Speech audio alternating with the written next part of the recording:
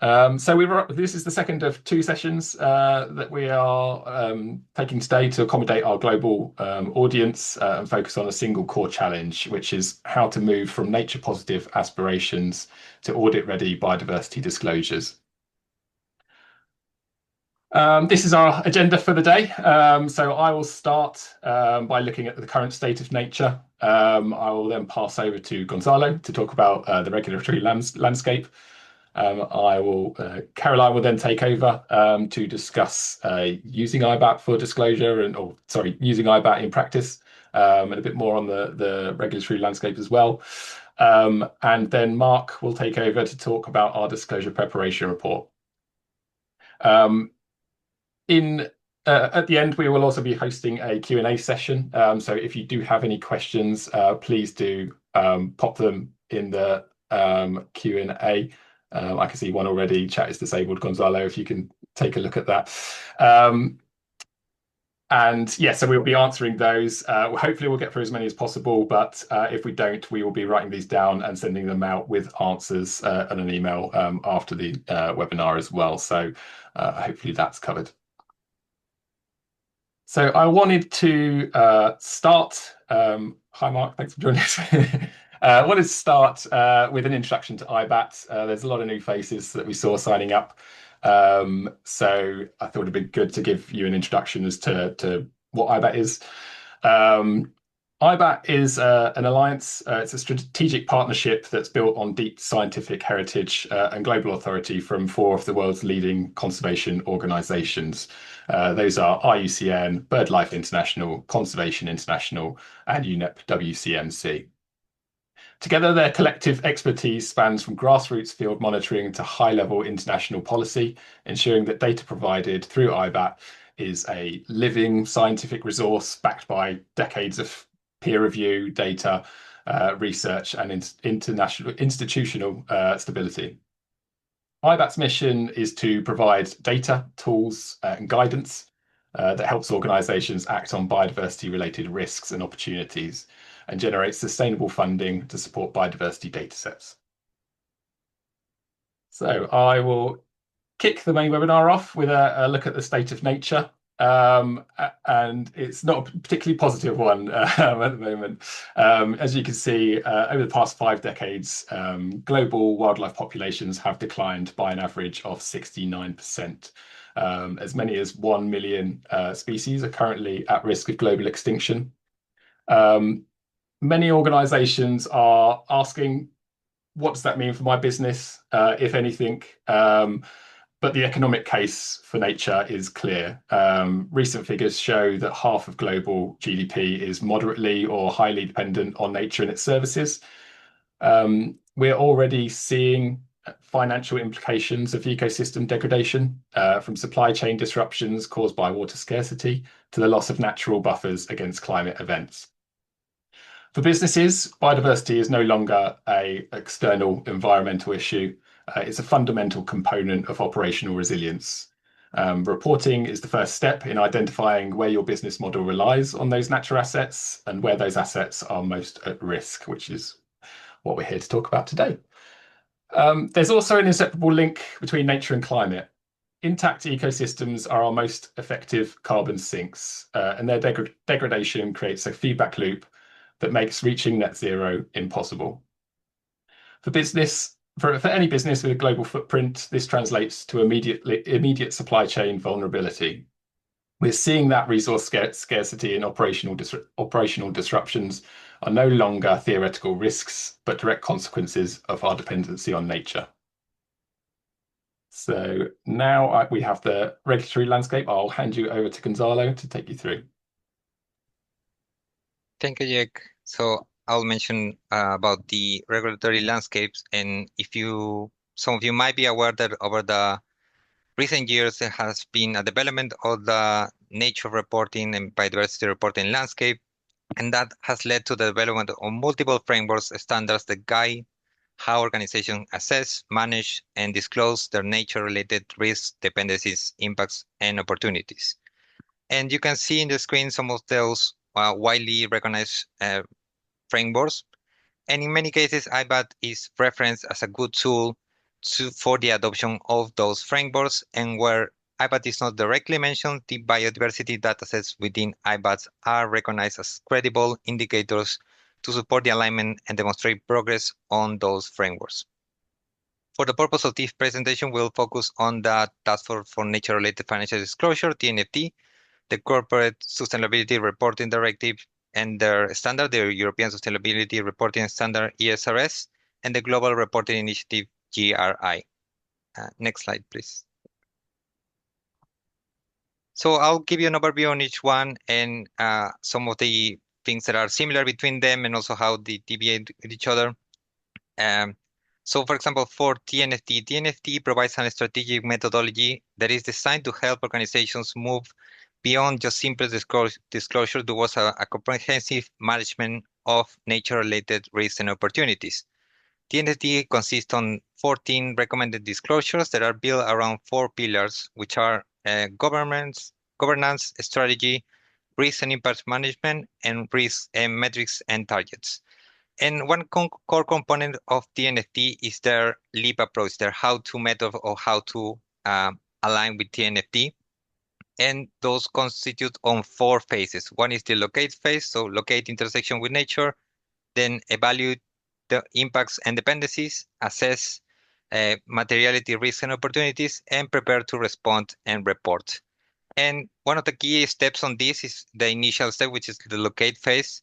And for companies to adopt TNFD, it's important for them to have the most up-to-date geographic data on nature, but also on their own assets and throughout their value chains. For CSRD, ESRS, E4, for example, CSRD represents a major mandate that includes biodiversity as a disclosure under EU law, and many of the large companies and listed SMEs who operate in the EU must now treat biodiversity on the same level as their financial reporting and disclosure. A key element of CSRD is the principle of double materiality, which requires organizations to report not only on how biodiversity losses pose a financial risk for them, but also how they have an impact on people and the environment. And particularly ESRS E4, in terms of transparency from companies, requires them to disclose the transition plans, for example, its policies on protecting and restoring nature, and in use, for example, on high impact commodities. And that framework has already experienced some alterations and simplifications, but still is a strong framework in their own right. And next up, we have the Global Reporting Initiative, GRI 101, that is the dedicated framework for biodiversity, and that aligns with the goals of the Kunming-Montreal Global Biodiversity Framework, and it also prompts organizations to analyze their entire value chains and to place heavy emphasis on their location-specific disclosure. I'll say that a common requirement for all 3, despite their deviations or variations that they might have, is that they all require precise and location-specific data, and organizations must be able to clearly identify where their operations are and how those operations interact with sensitive biodiversity locations. That's where data on biodiversity that is very location-focused is critical. So I'll pause there and I'll pass it on to Jake. Thank you, Gonzalo, for that introduction. Before I let Carlijn start talking, I would like to open up a poll. Now, Gonzalo has gone over kind of an overview of the reporting landscape. So I've just opened up a poll there. So if you can fill that in, let us know which frameworks you're working to. It'd be really great to see kind of what are the most important ones that you guys are using in the sector. So now I'll hand it over to Carlijn to talk about using IBAT in practice. Thank you very much, Jake. Can you hear me well? Yes, perfect. Perfect. Thank you for having me, and nice to see you, everyone. My name is Carlijn van Dam, and I'm a manager in KPMG International, based in London, and I focus on nature and biodiversity. And before I dive in, and thank you, Gonzalo, for the great introduction to how we use IBAT, I would like to set the scene and give a little bit of a wider perspective on the market developments of why we in KPMG see companies starting to assess their nature-related impacts, dependencies, risks, and opportunities. So we can go to the next slide, and then I'll give a little bit of an overview of what we're actually seeing across industries. So at the moment, we're seeing a rapid shift in how organizations are approaching nature as a strategic topic, driven by several market developments at the same time, like you can see here on the slide. So on the one hand, we see that policy and regulations are tightening. As you know, with agreement of the Global Biodiversity Framework, also now national governments actually accelerating on this topic. We're also seeing that peers and industry leaders are aligning with voluntary frameworks already, as been introduced by Gonzalo, the TNFD framework, and this is now also sort of further developing into sort of standard settings, and most notably ISSB, who has agreed to work on a draft standard on nature, leveraging the TNFD guidance. We're also seeing investor expectations accelerating. And also we're seeing that organizations are now actually realizing that nature-related risks are materializing. So for example, from water stress or quality, or for example, from ecosystem degradation. But at the same time, we're also seeing nature sort of positive opportunities emerging at the same time. And I think what is really clear and interesting to see from this development is that climate and nature are no longer seen or treated as separate issues. As they're so fundamentally interconnected, organizations are now realizing that they would need to integrate the climate and nature issues in, for example, their risk assessment. And I think another thing that we are seeing is that nature-based solutions are also critical for supporting the achievement of climate goals. And to do so effectively, businesses will need to identify the trade-offs and the synergies between their climate and nature issues. So, for example, when developing a credible transition plan. And I think the good news here is that much of the work that organizations are already doing on climate, particularly around, for example, supply chain mapping or asset identification or geospatial analysis, can actually be leveraged directly for their nature assessments as well. So after we've set this scene, I think we can move into the next slide and dive a little bit more into how we're actually seeing companies conducting this assessment. So as already introduced by Gonzalo, we're now seeing organizations trying to understand how their activities are impacting nature, how their activities are dependent on nature, and also how they're exposed to nature-related risk. And what you can see from this slide as well is that biodiversity is really becoming the starting point for this, as it's the key underpinning indicator for nature's overall health. So biodiversity, as it's such a location-specific topic, means that impacts, dependencies, and actions need to be managed locally in order to be understood and also managed effectively. So one thing that we're seeing here is the first step for many companies is actually to understand what is my physical footprint. So linking back to the work that potentially organizations may have already done on climate. So for example, where are we operating?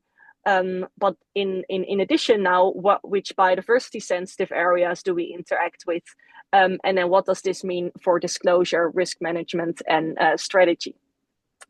And if we move on to the next slide, I think this is where IBAT really plays an important role, because as Gonzalo mentioned, it provides this location-specific data that regulators, investors, and also frameworks are expected companies to use when assessing nature-related impacts, dependencies, and risks. I would say that this process really starts with scoping, which is the critical first step when you're doing this broader assessment of your nature-related issues, because this will help understand which parts of the business you would like to dive into and assess, and also which part of the value chain will need to be included. In practice, we see a phased approach when using IBAT and looking at these sort of parts of your value chain. And we're really seeing companies starting with the key sites in their own operations, and then a selection of high priority sites upstream. So for example, key manufacturing sites from your key suppliers or sourcing locations. And these sites, which we will then assess in IBAT, can be any type of site. So it can be, for example, a discrete site, such as a port, a station, or manufacturing plant, in which case we can work with IBAT to obtain a report or a GIS download. Or it can also be an area. So for example, a transmission line, a railway, a pipeline, or a road corridor. And in this case, we would work with IBAT to obtain a GIS download. And I believe that Gonzalo will go much more into the detail of the IBAT, so don't worry. So when you've then scoped your assessment, we see that IBAT can support on both sides of a credible risk assessment. And the first of that is really to understand exposure. So that's what you can see here on the slide. And what it really means in practice is that IBAT helps to provide insight where a site overlaps with the legally protected area, globally important conservation sites, and habitats of threatened species.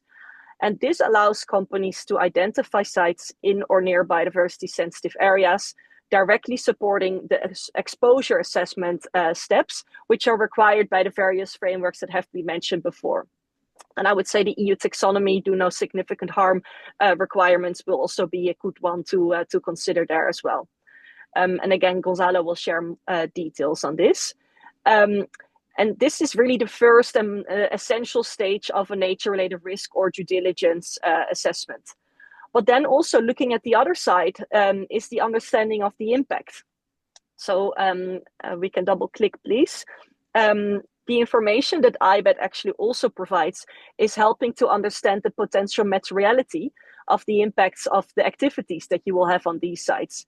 Because IBAT helps companies get an understanding of how operations may affect threatened species near the site, which site may face severe or irreversible impacts because of the location where it's in and the activity, and where additional ecological assessment is needed for priority sort of assessments.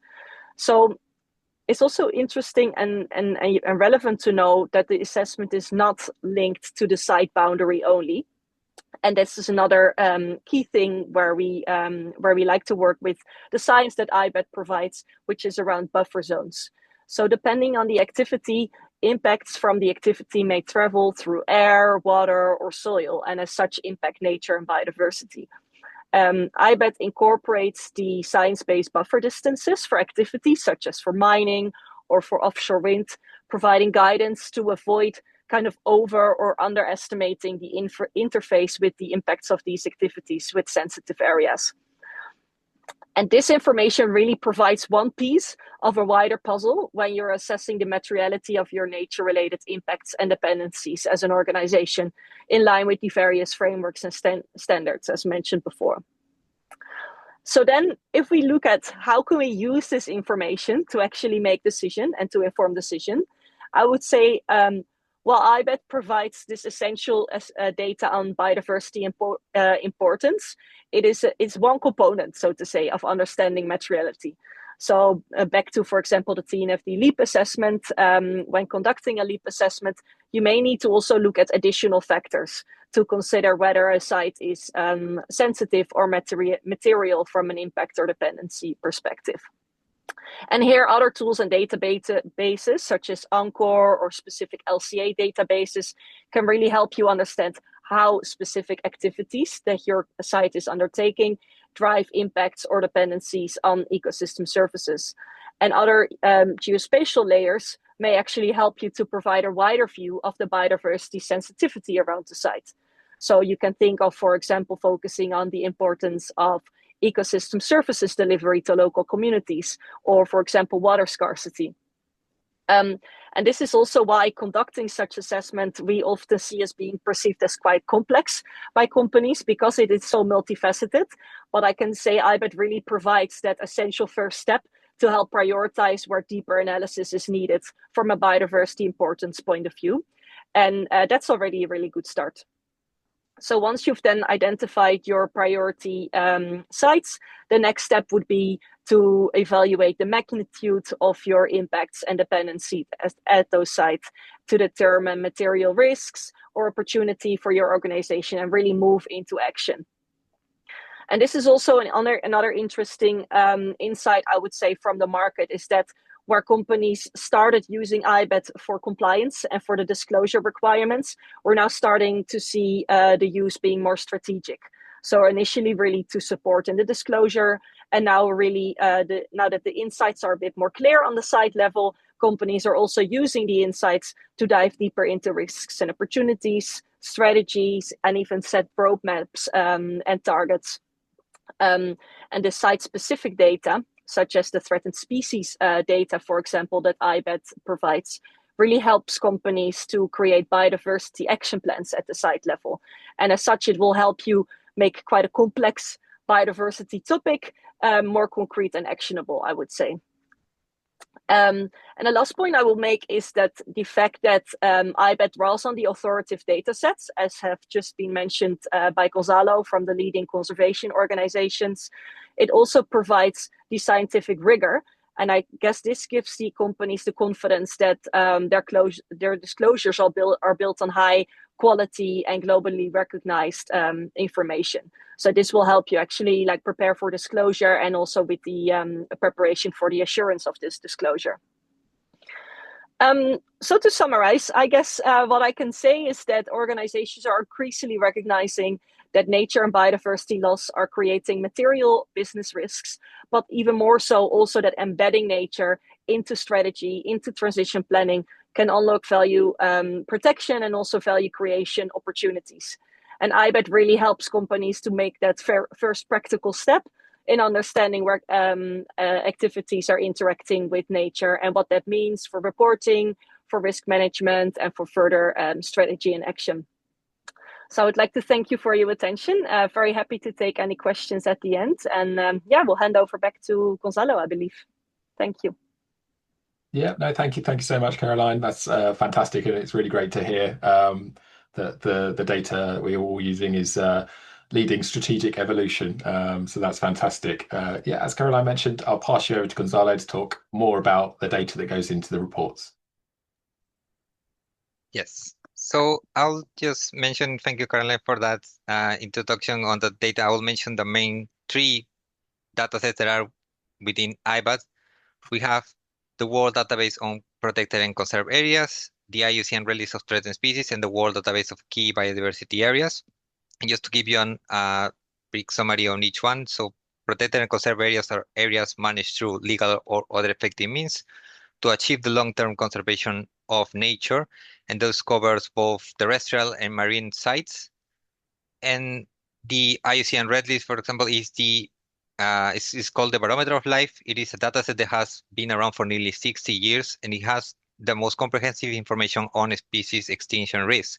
Not only has the status of those species, but also their location or potential location, and also their known threats. And for key biodiversity areas, those are the sites that are most important around the world for habitat and species, and contribute significantly to the global persistence of biodiversity. Again, it covers terrestrial, freshwater, and marine ecosystems, and those 3 datasets complement each other really well, and they are well recognized as indicators, for example, for things like the Sustainable Development Goals, the Montreal Global Biodiversity Framework, and some of the frameworks and standards that we have mentioned already. Next slide, please. And within IBAT, we also have one metric that is the Species Trade Abatement and Restoration Metric, STAR, who was developed by the IUCN in collaboration with different other organizations and research institutes. And basically what this metric does is quantifies the potential reduction of extinction risk in a specific place. So this is a good way for organizations and practitioners to identify in an area how they can potentially reduce those risks on species and take any restoration action. This gives you a score which is additive, comparable, and scalable between locations. So you can compare different locations if you're analyzing throughout a portfolio or comparing sites. The STAR metric also supports your prioritization and any action that you might take aligned with nature positive. Next slide, please. So the STAR metric is mainly aimed at risk screening, but also to identify opportunities, and it congregates different information from the IUCN Red List. It takes the Red List status for threatened and non-threatened species, because those are the ones who require an action to be eventually put into the least concern status, where ideally we will want all species to be. And then it will add also the information on where those species are located in terms of the area of habitat maps, and also any known species threats that could be related to climate change, to land use change, and other threats. Next slide, please. And overall, to give you a briefing of what IBAT or IBAT data is important for the private sector, we already mentioned the importance around frameworks and standards. There's also an element of reputational risk. So to avoid having any operations near key biodiversity areas or protected areas or impacting threatened species, you also have to be aware of where are those located, any potential area of expansion for those biodiversity locations. If there are also, for some cases, that you are applying for financial aid, any investors or lenders required for their due diligence to make sure that their investments are not impacting biodiversity or nature. And in terms of prioritize resources for taking any biodiversity actions or restoration actions, it's also important to have this data on hand.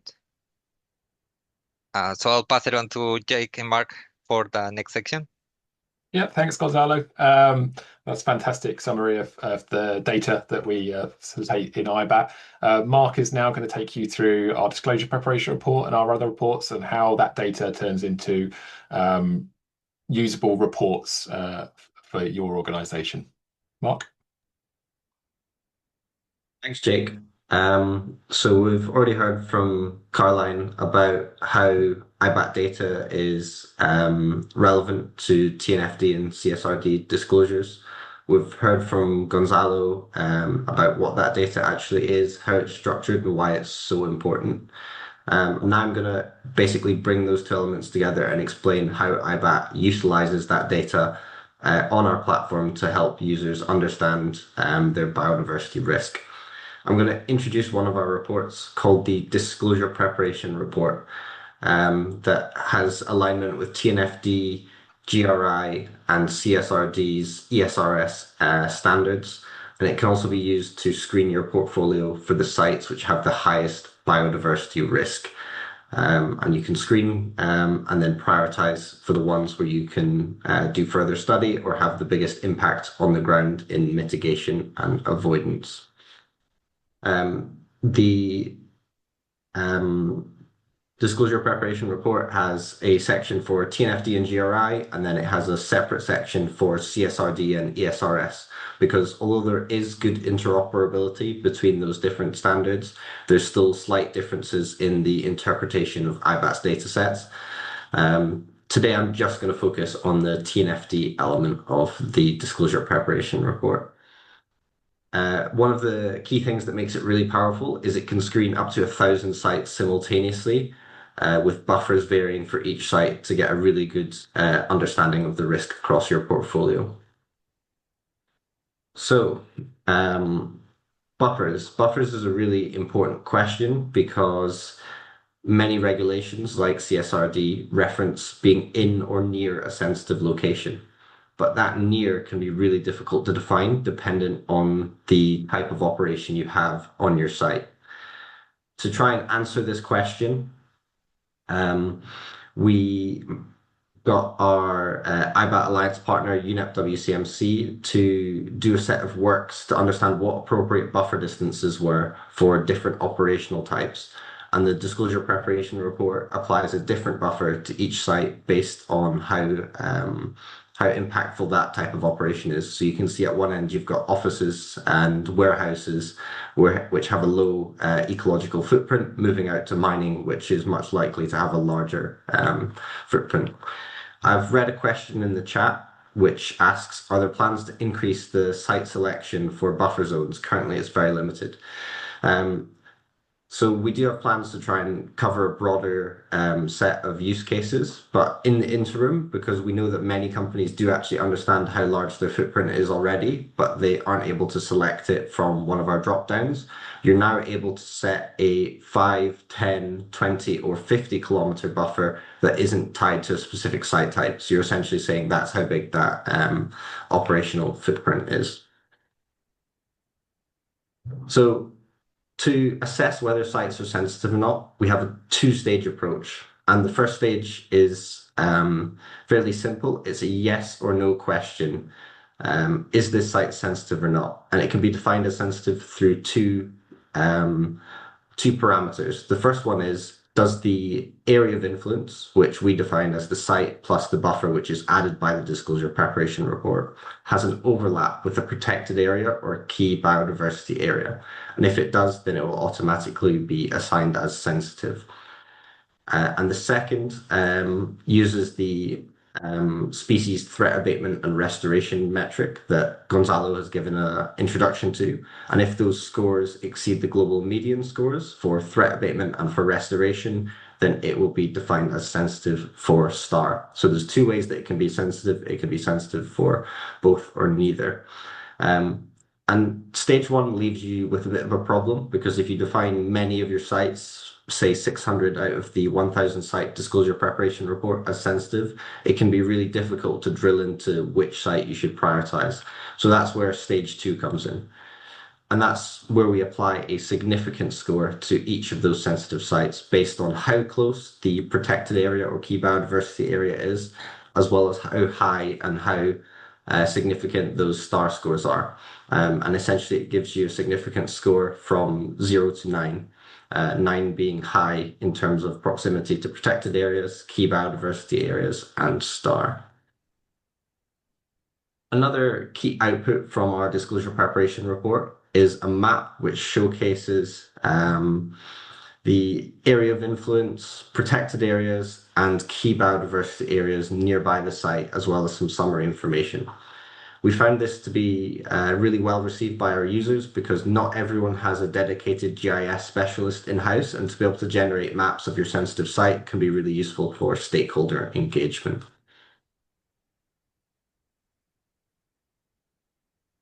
We also provide results in a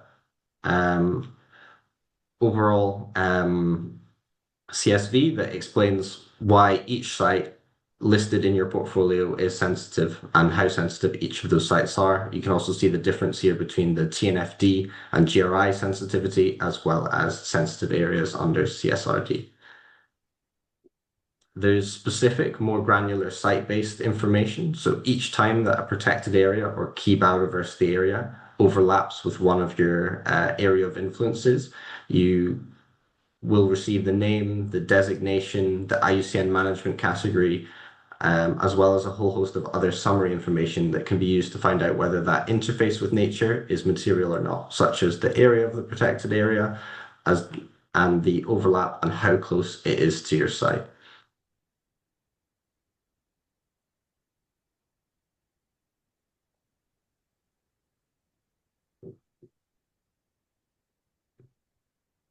Sorry, the slides changed very slowly. There we go.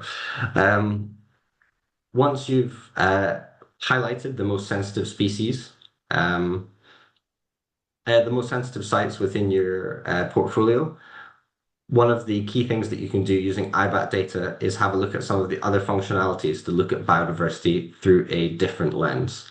The first option is a estimated species report, which can highlight which threats and which species are contributing the most to the extinction risk in your site.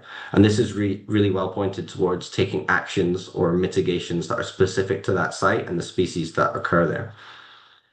The next thing that you can do is a PS6 and ESS6 report, which flags the likelihood of critical habitat, which can be really important for getting development finance or doing due diligence.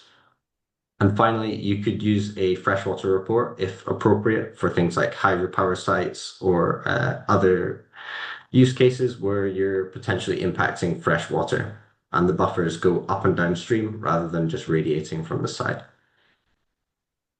Finally, if you have more technical expertise at your disposal through in-house skills or consultants, then you can download the raw data that is powering the IBAT platform and do your own bespoke analysis of the sites.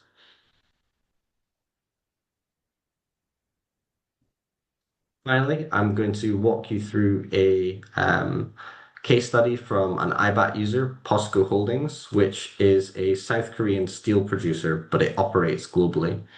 They use the IBAT disclosure preparation report to screen their global portfolio and prioritize their sites.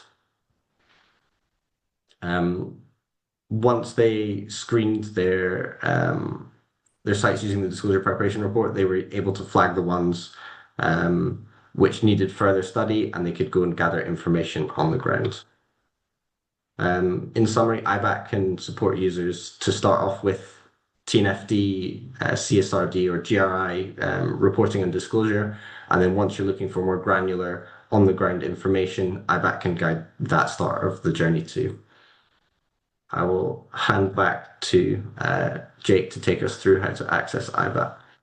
Amazing. Thank you so much, Mark. It's really helpful to go through that. Yes, I will be talking about how to access IBAT. I've had a question on this subject in particular. After this, we will be looking at the Q&A section. So if you do have any questions, can you please put them in now, and then we'll be ready to answer them when we get to that stage.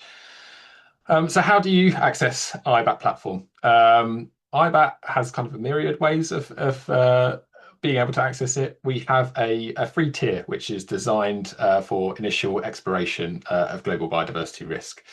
By signing up, you gain access to interactive data map, which displays critical layers such as protected and conserved areas, key biodiversity areas, and star metric.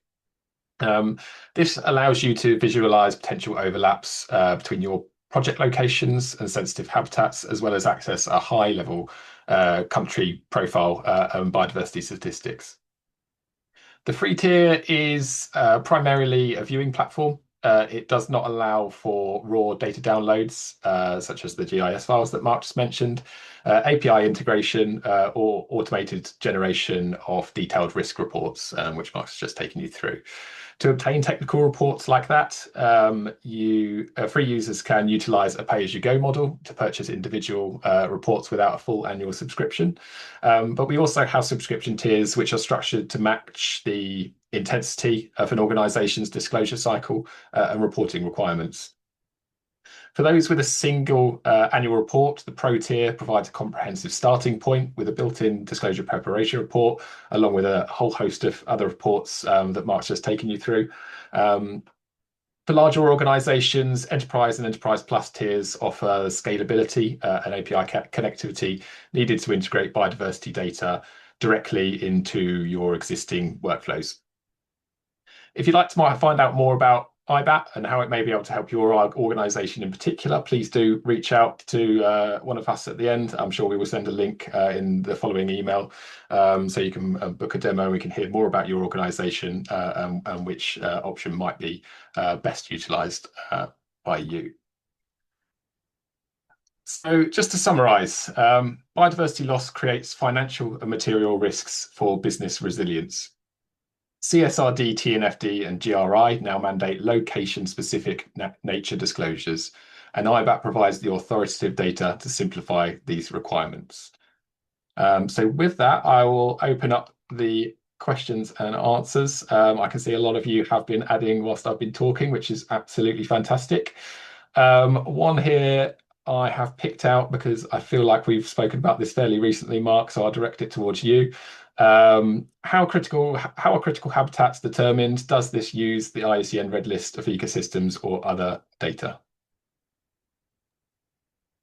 So great question. I'm probably not going to do the answer justice on this call, but if you would like to follow up, then feel free to shoot us an email. But the critical habitat layer follows the IFC's definition of critical habitat, and there's a series of different triggers. And that's essentially what drove the creation of critical habitat. And then the layer itself is built from IUCN Red List data, as well as many other data sets like hydrothermal vents, great ape ranges, tiger conservancy areas, and turtle breeding sites. So it's a whole mix of other data sets which all align with the IFC's triggers for what constitutes critical habitat, and then that layer is applied globally, both terrestrial and marine. If you'd like to go into detail, then I can go through each of the data sets with you. Amazing. Thanks, Mark. I can see a few questions on how to actually access or create a free account. You can do that. We will attach a link to the email that we send out after this, which gives you instructions on how to do that. You can have a play around with the data map yourself. Let me pick another one. I have a question here. Has any organization in India used this particular tool yet? And do you update the data regularly there, Mark? Yes, so we do have many accounts that are based in India that make use of IBAT data, but there is a caveat when it comes to protected area data in India. It's not a caveat that just applies to IBAT, but essentially to all platforms with protected area data. And that is that India does not share its national protected area data, which can make it really tricky for biodiversity risk screening or decision making. It also highlights the importance of having IUCN Red List data as well as key biodiversity area data, so you have other lenses that you can look at data through. But hopefully at some point in the future that will change and we'll have access to that data so companies can mitigate risks. Thanks, Mark. And we've had a couple of questions on the freshwater report as well. Yeah, could you share more about the freshwater report and how upstream and downstream is calculated? Yeah, so the freshwater report, essentially you can put point data onto somewhere in a water basin, and then you can choose yourself the buffers for upstream and downstream. And so rather than the buffer working like a perfect circle around a site, it uses hydrobasin level 8 data, and essentially will look in your buffers that you've set upstream and downstream, and it will screen for species which are flagged as freshwater on the IUCN Red List. So you'll get a list of species that are most likely to be impacted by your operations, or if something went wrong at a sewage treatment works, for example, using this report. Because the way that freshwater species move and the way that they're impacted by effects differs from terrestrial species. Thanks, Mark. We're getting a lot of questions now about regional specificities in the data. I would suggest either requesting a demo with us so we can take you through that, or signing up to a free account yourself and using the data map that we provide on the free tier, and you can check those out yourself. Question here, how up to date is IBAT data? Gonzalo or Mark, do you want to take that? Yeah, I can take that. So the data it's been updated. So for conserve and protect and conserve areas, it's updated on a monthly basis, and from IUCN Red List and key biodiversity areas are updated twice a year. We are working on having the support to have that update increase, and obviously not all the protected areas, not all the species are updated on the same basis, but that's where our work within IBAT comes in handy and is key on that, because all the funds that we get from the subscription or the purchase of data get reinvested into supporting the work for the organizations of the IBAT Alliance, and that in turn prompts that they have the ability to update the database or the assessment more regularly. So that's something that we are definitely working on. But yeah, the information on IBAT is up to date and gets updated on a monthly basis or throughout the year. Brilliant. Thank you, Gonzalo. Got a question here on monitoring biodiversity performance a long time. This might be a question regarding STAR and calibrated STAR. Mark, you're probably the expert on that one, so I'll hand that to you. Perfect. Let me just find the question. It's, does it all help monitoring the area Okay, biodiversity yeah. performance a long time? Yeah, okay. Yeah, perfect. So at current, the tool itself has no infrastructure that allows you to monitor biodiversity data in live time based on changes that you might have made from your operations or any restoration efforts that you have. That said, the IUCN last year launched their Rhino approach called Rapid High Integrity Nature Positive Outcomes. This broadly follows TNFD's LEAP approach, but has an action oriented steps at the edge that essentially focus on reducing extinction risk in a site. This starts with a species report, which explains which species contribute the most to extinction risk in your site.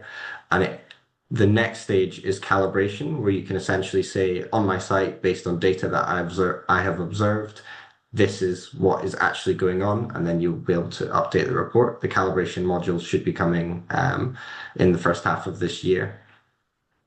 The next stage, where you actually monitor and plan the actions, IBAT doesn't have the apparatus at the moment to be able to track that, but you'd be able to use the species report, the calibrated species report, and follow the IUCN Rhino approach, which I'll put in the chat.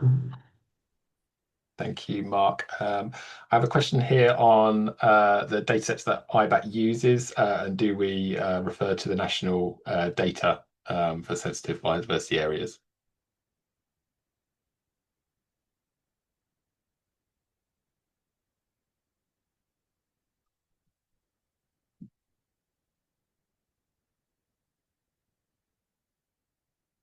Sorry, Jack, what was it? So Oh, if sorry. we include, National datasets.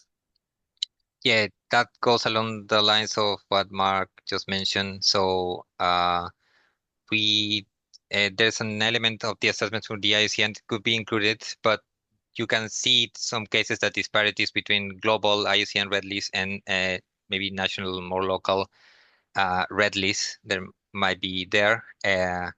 So obviously, because IBAT is a global platform, also you have to cover that. You have to have that global coverage, and we are working on how to best navigate those disparities, as Mark mentioned, with the developments of the STAR metric.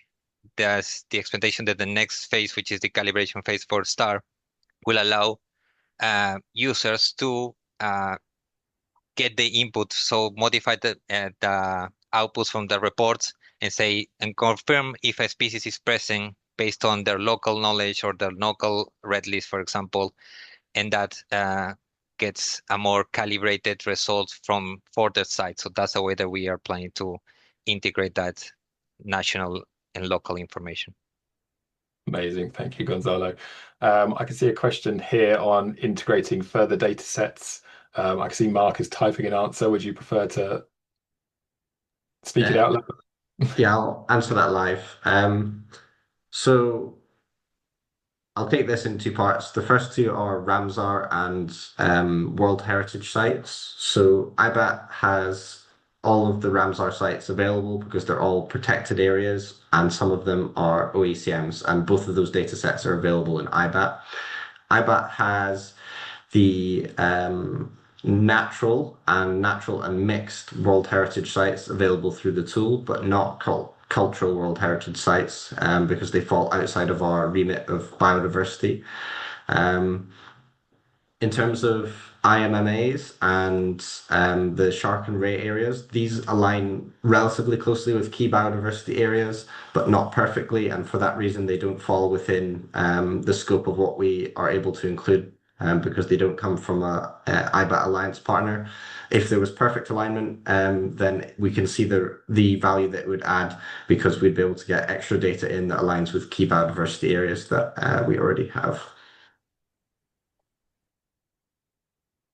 Amazing. Thank you, Mark, for that. I think we are just about running over time, so I will wrap things up for us.